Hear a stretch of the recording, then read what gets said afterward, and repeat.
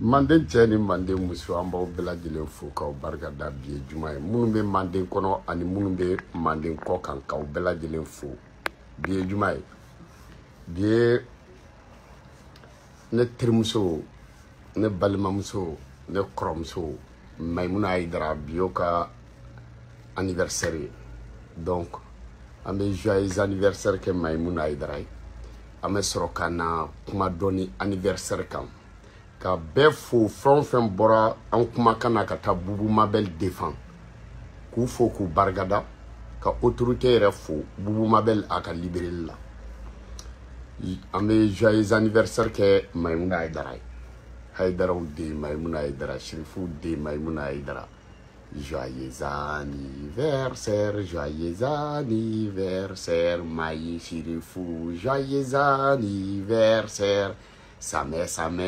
ala ka san caman yira I kɛnɛ na fatigi yala ala ka san caman yira I kɛnɛ na batigi yala Maimuna ala ka san caman yira I kɛnɛ na Maimuna Aidara ala ka sanw cɛ ala ka minankow ɲɛnabɔ ala ka ɲinifɛnw sabati Maimuna Aidara I bɛ fɛn mun ɲini ala ka di ma I bɛ siran mun ɲɛ ala k'i kisi o ma ala ka san 100 di ma ani san 40 bonus ka fara I siw kan Haidaraw den Maimuna Aidara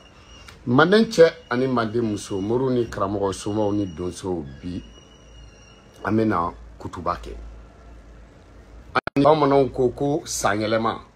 donc an b'a lajɛ an bɛ kuma anniversaire kan anniversaire yɛrɛ a bɛ kɛ ka da mun kan anniversaire yɛrɛ a ka ɲi wa anniversaire yɛrɛ a man ɲi wa anniversaire yɛrɛ a dagalen don wa anniversaire yɛrɛ a ma daga wa an b'a essayer ka mɔgɔw bɔ anniversaire ko fili la n'an taara silamɛya sira fɛ ka taa kuranɛ sira fɛ ka taa hadisa sira fɛ ka taa muhamadu ka sira fɛ ka taa ala ka sira fɛ anniversaire n'i m'a kɛ fɛn t'a la mais n'i ye anniversaire kɛ baraji b'a la n'i ye anniversaire kɛ duwawu b'a la n'i ye anniversaire kɛ c'est-à-dire I ye ala de wale ɲuman dɔn ni anniversaire mai magantaga kun bɛ da siɲɛ kelen ma Muhamadu y'a kɛ a banna san yɛlɛma fɛ mɔgɔ wɛrɛ kun tɛ taa ni a kun banna pewu mais a fɔra k'a bɛ kɛ san o san fɛn mun bɛ kɛ san yɛlɛma o san yɛlɛma o ye anniversaire ye donc selincini anniversaire de do seliba anniversaire de do mawuludu anniversaire de do jɔn minɛ anniversaire de do donc magantaga o magantaga anniversaire de do sinon a kɛra ko kelen donc anniversaire ko ni karamɔgɔ mun ko anniversaire ma a ka kalannen tɛ dɔ a ka kalannen ma taa yɔrɔ jan ni diinɛ mɔgɔ mun ko anniversaire ma ɲi o kunkolo ma ɲi parce que I bɛ taa sɔrɔ o tigi ale y'a mɛn a ka karamɔgɔ de da ale dara karamɔgɔ la bon donc karamɔgɔ ye mun fɔ ale ye o ye tiɲɛ ye wa o tɛ tiɲɛ ye wa ale yɛrɛ m'a ɲini k'o dɔn anniversaire ka ɲi parce que I tɛ kɛ diinɛ fɛ ka tɛmɛ Muhamadu sallallahu alaihi wa sallam kan I tɛ se ka ala dɔn ka tɛmɛ Muhamadu sallallahu wa sallam kan I tɛ silamɛya dɔn ka tɛmɛ Muhamadu sallallahu wa sallam kan I ni ala man di ka tɛmɛ Muhamadu kan Muhamadu ye anniversaire kɛ diɲɛ da ani bi cɛ mɔgɔ ka anniversaire kɛcogo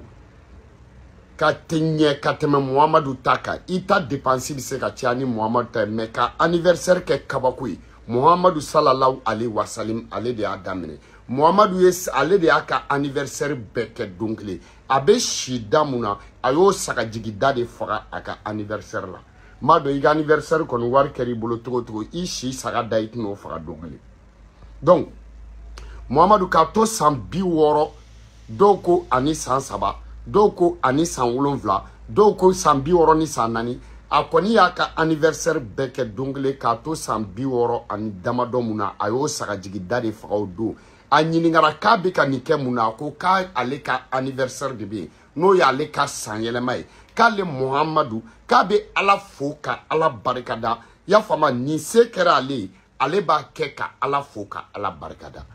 anniversaire ko dan ko ye Muhamadu ta ye e b'i ka anniversaire fêter san o san Muhamadu kun bɛ yen i y'a faamu wa mais I kun t'i ka jour fêter Muhamadu sallallahu wa sallam ale tun bangera lundi o lundi ale tun bɛ a ka jour yɛrɛ de ale tun bɛ o yɛrɛ c'est-à-dire lundi o lundi ale tun bɛ content lundi o lundi ale tun b'a ka anniversaire kɛ a don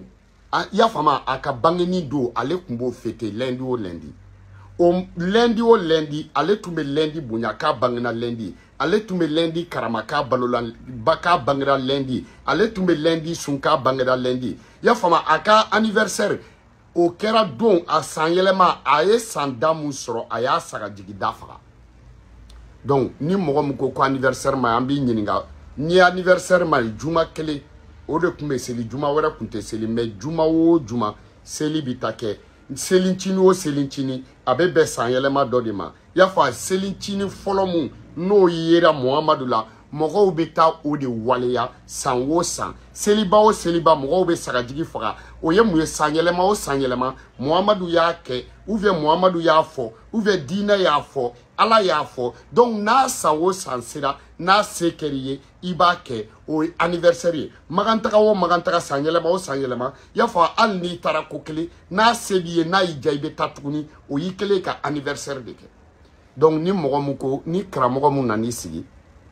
ko anniversaire mai ambe nyininga e o kuma Muhammadu makia yoro ni ko mai Muhammadu ye munke ni ko mai iti yira nyininga ye mogo sugumi Muhammadu ye munke ne ko mai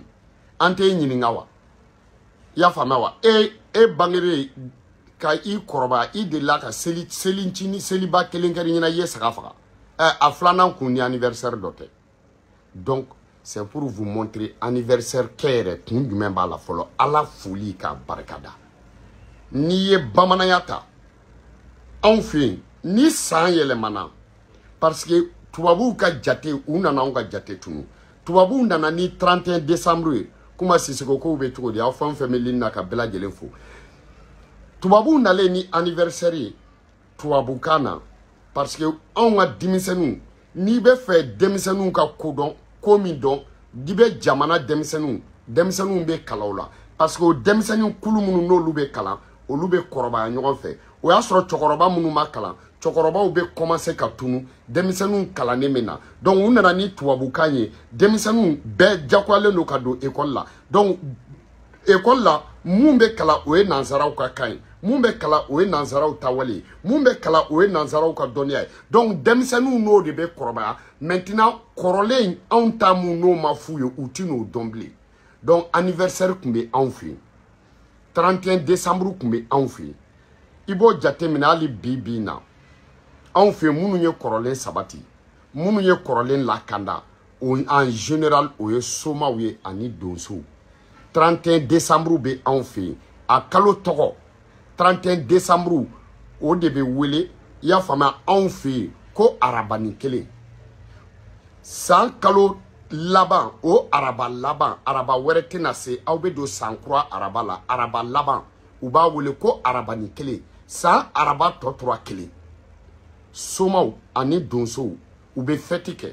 u bɛ ɲɛnajɛw kɛ u bɛ mɔgɔw wele ala ka lahara sɔn suma waraba caco ye u bɛ mɔgɔw wele u bɛ na san yɛlɛmana alhamdulilayi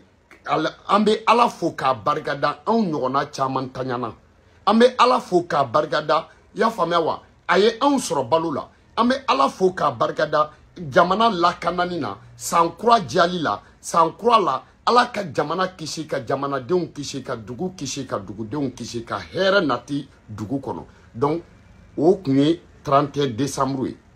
o kɛ kulonkɛw bɛ kɛ ni araba ni tɔ ye ni araba san araba laban ni sini no kulonkɛw bɛ kɛ bi farabana musafu jalo bɛ fo i y'a faamuya donc u nana ni tubabuw ta ye k'a kɛ i n'a fɔ anw tun bɛ arabani kelen mun fêter i n'a fɔ n'o tɛ ko dɔn o kama ne ko an ka videokɛla dɔ bɛ yen ko Matala ne ko a ma n k'a kana san kalo 12 fɔ bamanankan na ale a nana ka kuma ka ban a t'a dɔn ko décembre k'o ye arabani kelen kalo de fama donc sa 31 décembre yɛrɛ donc o de tun bɛ bɛn arabani su ma a bɛ fɔ ko arabani kelen ok a nana ka san kalo fɔ k'a ban e mun tulo bɛ ne kana hali n'i tɛ bamanankan mɛn e mun tulo bɛ ne kana musokɔrɔba n'i tɛ bamanankan mɛn cɛkɔrɔba n'i tɛ bamanankan mɛn ne balimamuso n'i tɛ bamanankan mɛn ne balimakɛ hali n'i bɛ Europe est-ce que farafin bɛ se k'i sigi mɔgɔ mun ye bamanan ye mɔgɔ mun bangera Mali la ka kɔrɔbaya Mali la soit la Guinée Burkina Sénégal y'a fama wa Gambie, Sierra Leone, Guinée Bissau yo fama ka fibe san fo bamanangana ka ban e ma chocho kalo yere fo chocho e kata san kalo tani fla fo ali ma chocho fo bamanangana ali demseni fitunu ba do ko chocho kalo be billahi ali mo munu te kudo u ba do ko chocho be wa beba do ko chocho kalo to ko chocho donc on nana kalo fo c'est-à-dire ni mo kala to kana nasra bamananga ma ni ta do ni ya do ke ta do olaiba do mais ni ta do ni ya ke na fi ba do ita do billahi ni ta do ni ya do ke ni ya yira ki ta do olaiba do mais ni ta do ni ya ke ina fo iba do ite na do ere ni ye mo kala to kana e nu funa yin ni ngu fa kana ni to do iba fi to do donc sans kalo tanifla abe bamananga na dabata kalobe dababla kalobe ok nyogoshi kalobe yo famia wa ya fama arabani kele o kalobe chocho kalobe mais femunye John mina ou ye John mina ou te bamanankani John mine kalo bamanankante John mine kalo silameate John mine Muhammad sallallahu alaihi wasallam akle yani Muhammadu kana kira do temena na be foma Jésus John mine ma ke Jésus kle la yani Jésus kana kira do temena na be foma ko Nabila Moussa clé de la ya fama wa John do libéré la o kira Égypte wa mais dine munu nana uya ye bashita la uya toyi uya ye bashita la uya continuer uya ye bashita la uya fêter parce que ni bashite ko la no bi na ni hina ni makari ka hina fantaw na ka fantaw la dumini ka ala fo ka ala barka dal ni islamia bo daga parce que abe nyani ne ka te tieni te o kama Maimouna Aïdara ubi ko chaman bakebi dine la uta don donc Muhammadu sallallahu alaihi wasallam aya ka anniversaire fêté 100 a 100 woro ani 100 vla ay sagajigi 100 woro ani sagajigi 7 vla o de fa doko a 100 woro ni woro doko 100 woro ni saba aka anniversaire la donc ni e ka anniversaire sera alhamdulillah rabbil alamin ka Aïdara ou befo ka don mogo ka don folo Aïdara qu'est-ce que ça veut dire Aïdara anga jelu olu de nanani le mot Aïdara jelu de Aïdara fo ni ya me Aïdara al na sorola nu bora jamana were I mana don on fait farafina on va togo dale Muhammadu descendant na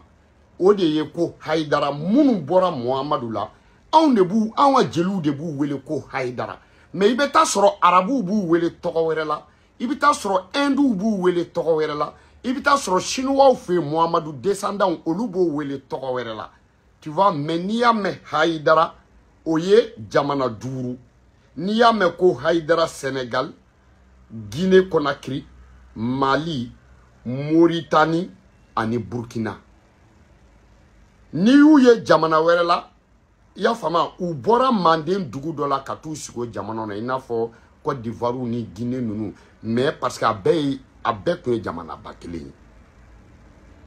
yo fama donc anga jelu de Muhammadu descendant wele ko Haïdara bon Haïdara la ka ube ani Nyaïdara be Nyaïdara ka cha Haïdara manchare Nyaïdara o yonunye munu parce que ni ya me ko Aïdara la ka du fitinin tikiti ika du Aïdara la ka du rebe don togo di o dunga fay Aïdara la ka du be don togo di o ya jamatiki yai Aïdara la ka du be don togo di o ya baraman bonyai Aïdara la ka du be don togo di o ya jamacha yai Aïdara la ka du be don togo di o ye bonyani karamai Aïdara la ka du be don togo mi o ye samay Haïdara la ka tamasien jumɛn o ye samɛ Haïdara la ka tamasien jumɛn o ye maloya ye Haïdara la ka tamasien jumɛn ye o de ye ka bɛɛ kɛ kelen ye Haïdara la ka tamasien jumɛn ye i y'o faamuya o ye hinɛ parce que mɔgɔ i bɔra mɔgɔ o mɔgɔ la bɛɛ ni sokɛ kɔrɔla a bɛ k'a fa ye ni somuso kɔrɔla a bɛ k'a ba ye minnu bɔra Muhammadu la Muhammadu jogo dɔ bɛ y'u la n'i t'i ɲamaden ye n'i ye Haïdara la ka ye parce que karisa be baro kɛ ani karisa malo ka dɔgɔ o tɛ kelen karisa malo ka dɔgɔ ani karisa tɛ mɔgɔ bonya o tɛ kelen ye Bien famé wa klonge kadi karsa yi ani karsa ta yere bonya otekili. Ibe se ka Haidara la kadi ibita soro yele kadai. Ibe se ka Haidara la kadi iba soro klonge kadai. Klonge sugu dmanga baro ka nga yele. Ya fa me aka yere dombe ala.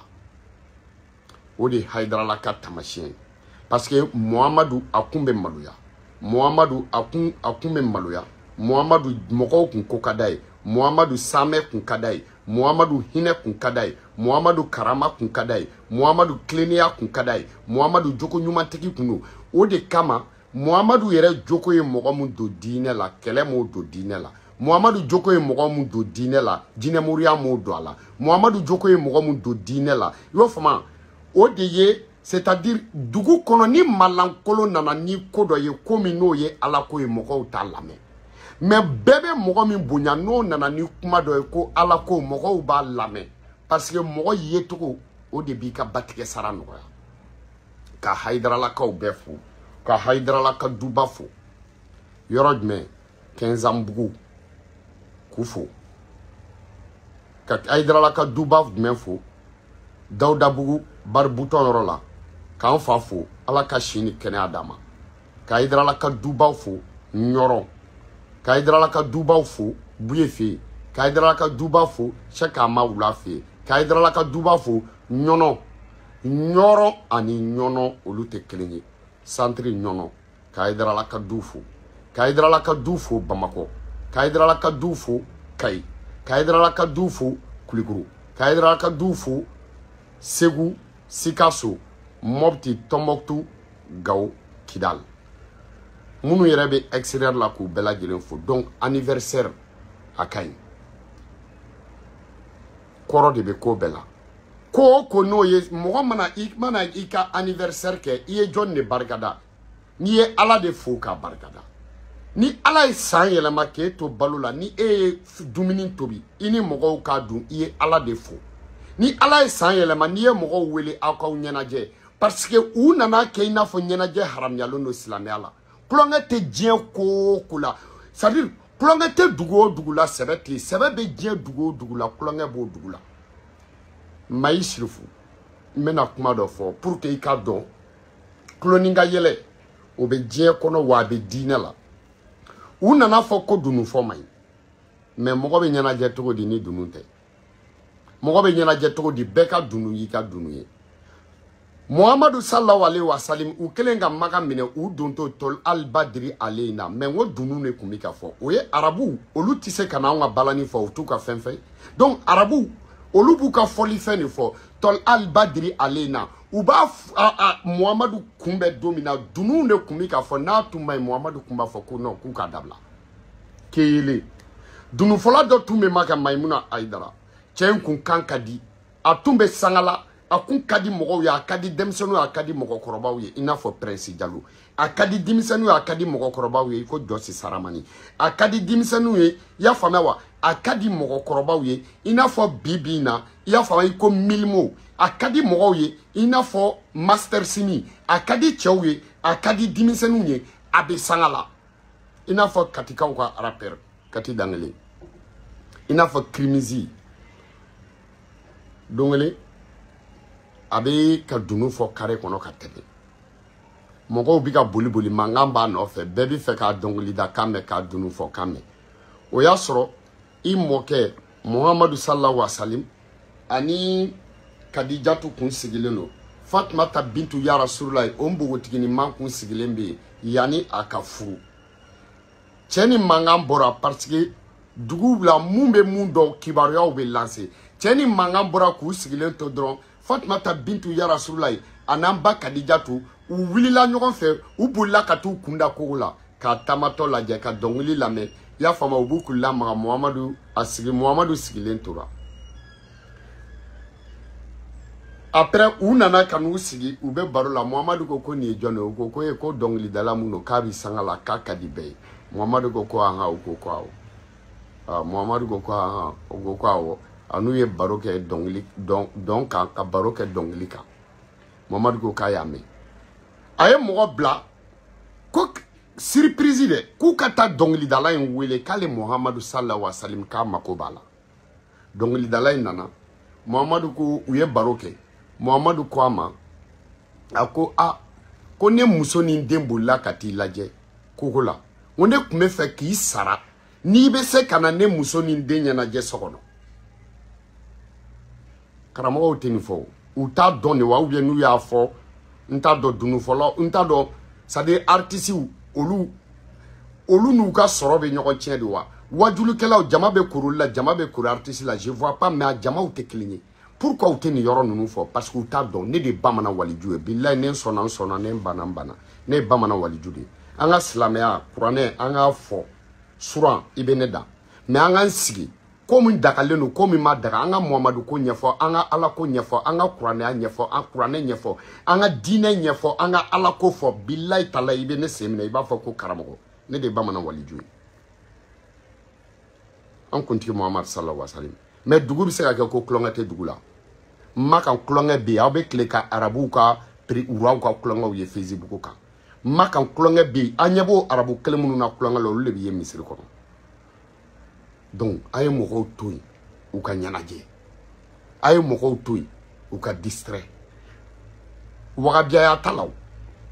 parce que wagabiyaya ani tɛgɛminɛ ni tɛgɛjigi a bɛɛ ye kelen ye yɔrɔ dɔ la mais a bɛɛ tɛ kelen ye yɔrɔ dɔ la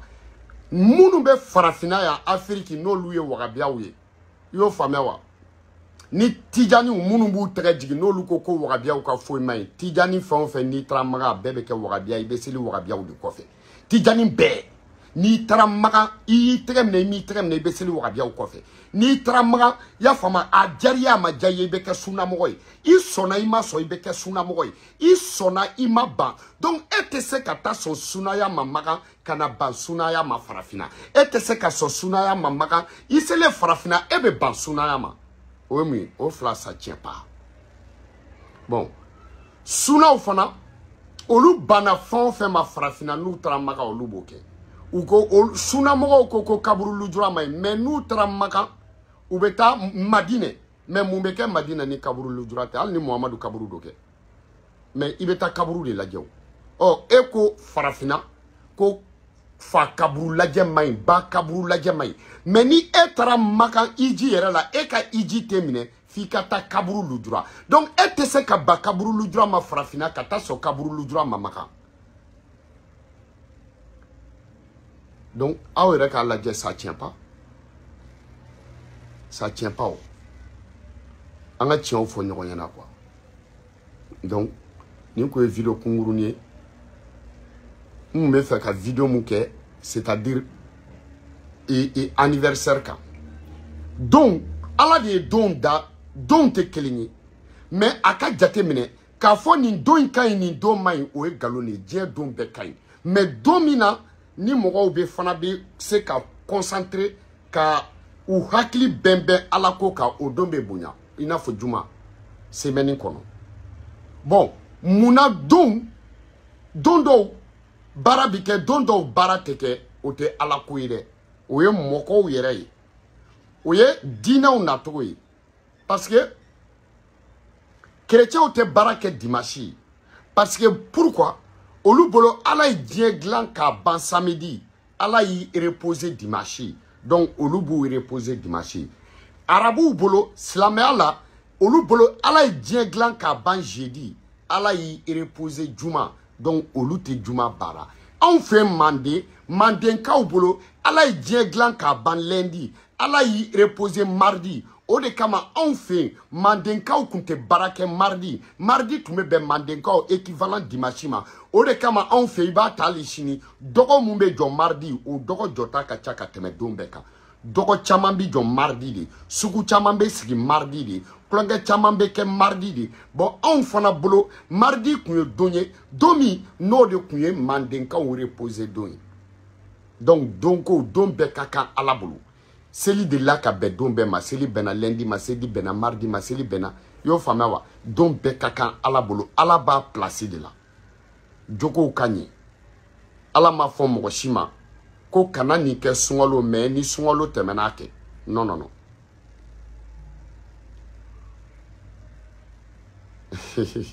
Bouba Djabi tu veux te faire voir ah Bouba ne yelen no ko e ma ye nana yan no C'est toi qui veux te faire voir, sinon, et de nana, ima e nana ne ladja. E nana mogom ladja, no voir l'intérêt, c'est qu'on ladja. Donc, je vais me faire voir. Mais, toi, tu veux que je dévoile ta mère. Moi, je vais me faire voir. Mais toi, tu veux dévoiler ta mère. Bouba Djabi. Tu veux dévoiler ta mère. Mais, comme mes slamés, mais comme calendron est fini, oye nouveauté de quoi? Ifa bibum iba babam. Abibum ababam. Ifa bibum iba babam. Bouba Djabi. Ifa bibum ifa babam. Ire bibum babam. Merci. Ifa bibum ifa babam. Ifa bibum iba babam. Ouais, ire bibum ire abibum ababam. Adaki se dande. Bouba Djabi. Ifa bibum iba babam. Ire abibum ire ababam. Adaki se dande. One love à vous tous. Kala balaba. Maïmouna Aïdara. Ka anniversaire do. Nous une vidéo kake. Joyeux anniversaire, joyeux anniversaire, Maïmouna Aïdara. Joyeux anniversaire. Same, ala kaka sanchaman yira ikenena, batigi yala, ala ka sanchaman yira ikenena, Maïmouna Aïdara ala ka sancha, ala ka mnanko nyenabo, ibe femu nyini, ala ka dima, ibe siramunye, ala ki kishoma, ala ka san keme dima, ani san binan bonis, ini mogo be linna, mogo kluban kana, Ya Rabbi, ala ka sancha, ala ka jamana basigi, ala kan do dakelen fe, ala kan bo dakelen fe, ala ka barka do silamɛ ala, ala ka Muhammadu bonzon, ala ka sini kɛnɛya di olu ma. San caman ko yirana i Haidara.